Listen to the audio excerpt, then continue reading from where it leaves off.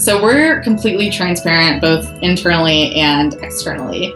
So it's one of the values we promise to donors, right? That you should be able to follow every single dollar that you donate directly to the patient that you supported. And so we publish publicly for anyone to see all of our operations, all of our financials, screenshots of bank transfers from our account to the hospital's bank account to cover the cost of care.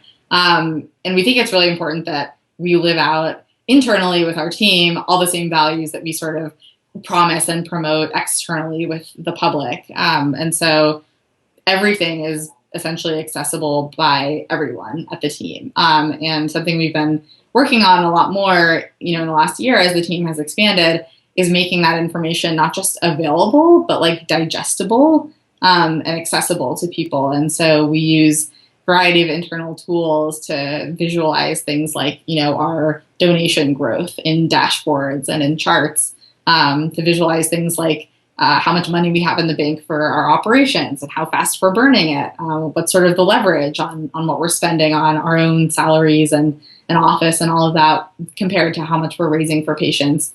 And I think that's really important that, we're not just sort of setting these goals about here's how much we want to raise in donations and, here are how many patients we want to help and sort of like throwing out those pie in the sky numbers and then just sort of like opaquely giving everyone their own personal goal and like how they're a part of that and just sort of expecting them to like connect the dots all the way up. I just don't think that works. Like, I think it's really helpful that somebody can, look at a very transparent representation of what we're doing and where we're going and how we're doing on that path and then see exactly like how their piece fits in. I think that's really motivating for people. And it also establishes this really strong sense of trust between all of us, right? That like nobody has any more information than anyone else.